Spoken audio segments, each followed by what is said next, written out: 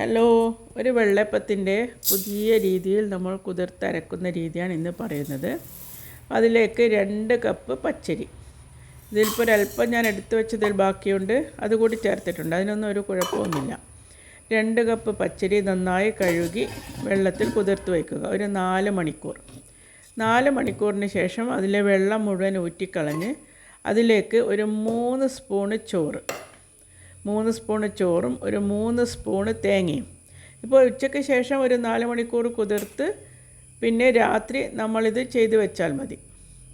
അപ്പോൾ 3 സ്പൂണ് ചോറും 3 സ്പൂണ് തേങ്ങയും പിന്നെ ഒരല്പം ഈസ്റ്റ്, 1/4 ടീസ്പൂൺ എന്നൊന്നും പറയാനില്ല, ഒരു ചെറിയ ടീസ്പൂണിൻ്റെ അറ്റത്ത് മാത്രമേ ഞാൻ എടുത്തിട്ടുള്ളൂ.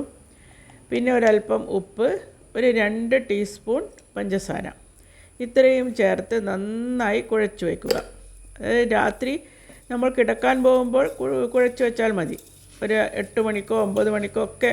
ഞാനെപ്പോഴും അത്രയും ലേറ്റായിട്ടാണ് ചെയ്യാറ്. ഒരുപാട് ദോശയായാലും ഇഡ്ഡലിയായാലും പുളിച്ച് പോകണ്ടെന്ന് വെച്ച് അങ്ങനെ ചെയ്യാറുള്ളൂ. അത് നന്നായി കുഴച്ച് വെക്കണം. അതായത് ഇതിൻ്റെ ഉള്ളിലുള്ള ഈസ്റ്റ്, ആ ഈസ്റ്റ് എല്ലായിടത്തും നന്നായി എത്തണം. ആ ചോറ്, തേങ്ങ, ഇതൊക്കെ ഒന്ന് അതിൻ്റെ പാലൊക്കെ വന്ന് നന്നായി കുഴച്ച് എല്ലായിടത്തും എത്തി വരത്തക്ക വിധം നന്നായി മാറി മാറി ഇങ്ങനെ കുഴച്ച് വെച്ച്, ഒരുപാട് സമയം കുഴക്കുകയൊന്നും വേണ്ട, പക്ഷേ നന്നായി കുഴക്കണം. കുഴച്ച് വെച്ച് ഒരു രാത്രി മുഴുവനും ഇത് മൂടി വയ്ക്കുക. അത് നമ്മൾ ദോശമാവൊക്കെ അരച്ച് പുളിക്കാൻ ഒരു രാത്രി വെക്കുമല്ലോ, അതുപോലെ ഒരു രാത്രി മുഴുവനും വെക്കുക. അപ്പോൾ വൈകുന്നേരം ഒരു 5 മണിക്ക് നമ്മൾ കുതിർത്ത് 4 മണിക്കൂർ ആയി രാത്രി ചെയ്യാം. അത്രയ്ക്കും ലേറ്റായിട്ട് കുതിർത്താൽ മതി, അഥവാ മറന്നു പോയെങ്കിൽ, അങ്ങനെ ചെയ്യുന്നവരാണെങ്കിൽ. അപ്പോൾ ഇത് രാവിലെ ആയി. പിറ്റേന്ന് രാവിലെ നമുക്ക് നല്ല വെള്ളയപ്പത്തിൻ്റെ മണമൊക്കെ കിട്ടും. അരച്ചിട്ടില്ല എന്നേ ഉള്ളൂ.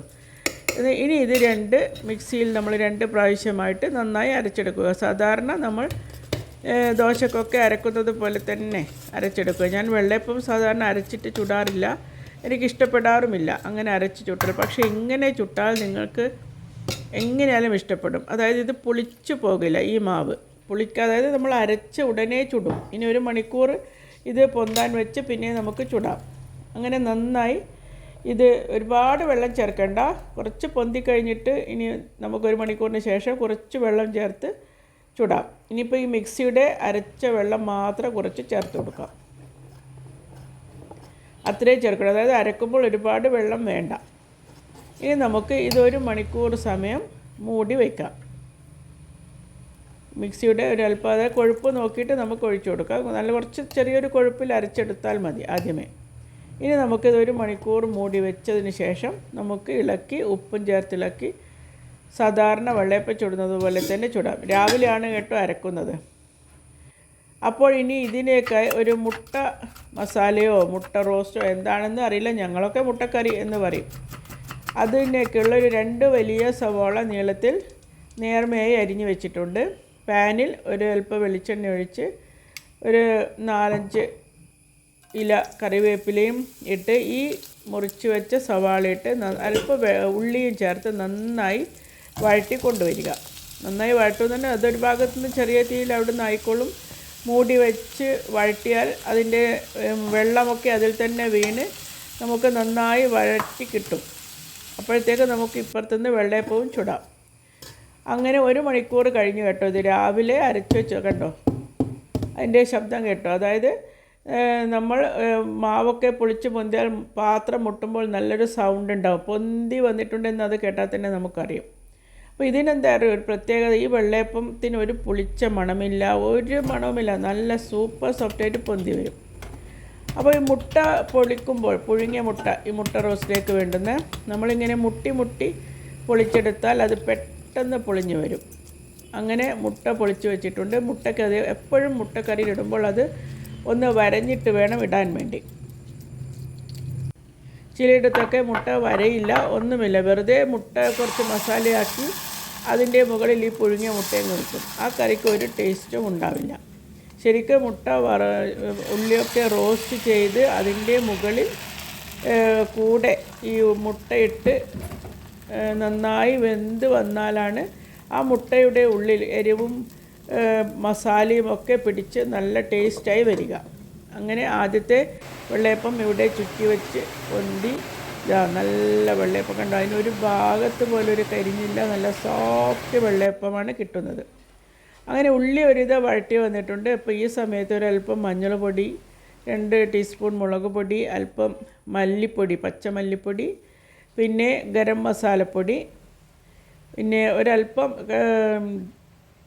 കാഷ്യൂ നട്ട് നന്നായി പൊടിക്കണം. നന്നായി പൊടിച്ചത് ഞാൻ ഉരലിൽ ചതച്ചതാണ്, അതുകൊണ്ട് ചതച്ചത് കുറഞ്ഞു പോയി. നന്നായി പൊടിയണം, എങ്കിൽ നമുക്ക് കറിയുടെ കൊഴുപ്പ് നല്ലതായി കിട്ടും. അതിന് വേണ്ടിയിട്ടാണ് ഈ അണ്ടിപ്പരിപ്പ് ചേർത്ത് നന്നായി വഴറ്റുന്നത്.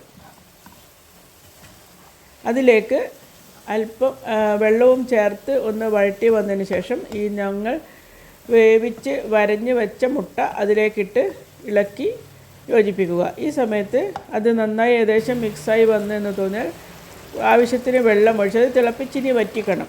അത്രയും നല്ല കറിക്കുള്ള കൊഴുപ്പൊക്കെ വരണ്ടേ വെള്ളയപ്പത്തിന് കൂട്ടാൻ. അതുപോലെ ഇത് നന്നായി ഇളക്കി ഇനി വീണ്ടും നന്നായി തിളപ്പിച്ച് വറ്റിച്ച് കുറുക്കി കൊണ്ടുവരിക. ആ സമയത്ത് എരിവ് ഉപ്പ് ഒക്കെ നോക്കാം.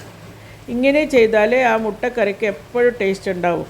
വെറുതെ ഉള്ളിയൊക്കെ വഴറ്റി അതിൻ്റെ മുകളിൽ ഒരു പുഴുങ്ങിയ മുട്ടയും കൂടി വച്ചിങ്ങ് തന്നാൽ ആ മുട്ടക്കറിക്ക് ഒരു ടേസ്റ്റും ഉണ്ടാവില്ല. ഇതായിപ്പോൾ നമ്മുടെ മുട്ടക്കറിയുടെ പാകത്തിന് കൊഴുപ്പായിട്ടുണ്ട്. അതെടുത്ത് പാത്രത്തിലേക്ക് മാറ്റുക. അപ്പോഴത്തേക്ക് നമ്മുടെ വെള്ളയപ്പവും ഞാൻ ചുട്ട് വരുന്നുണ്ട്. ഇങ്ങനെയുള്ള വെള്ളയപ്പം എന്തായാലും ഒരു പ്രാവശ്യം ചുട്ട് നോക്കണം കേട്ടോ. അരിപ്പൊടി അല്ല, അരി അരച്ചിട്ട് ചുടുന്നതിനേക്കാൾ ടേസ്റ്റാണ് ഇങ്ങനെ ഉണ്ടാക്കുമ്പോൾ. അങ്ങനെ നമ്മളുടെ എളുപ്പത്തിൽ എന്നും ഉപയോഗിച്ചാലും എണ്ണ പുരട്ടി ഉപയോഗിച്ചാലും ഈ വെള്ളയപ്പം സാധാരണ ഇരുമ്പിൻ്റെ ചീനച്ചട്ടിയിൽ തന്നെ ഇങ്ങനെ കൈകൊണ്ട് എടുത്ത് വെക്കുന്ന വിധത്തിൽ നമുക്ക് കിട്ടും. അങ്ങനെ നമ്മുടെ വെള്ളയപ്പവും മുട്ടക്കറിയും റെഡി ആയിട്ടുണ്ട്. ഇത് എത്രയും എളുപ്പമാണ്. രാത്രി വൈകി അരക്കേണ്ട, ഒക്കെ ഒന്ന് കുഴച്ച് വെച്ച് രാവിലെ അരച്ച് ചുട്ടാൽ നല്ല ടേസ്റ്റുള്ള വെള്ളയപ്പമായി. അപ്പോൾ എല്ലാവരും ചെയ്ത് നോക്കുമല്ലോ.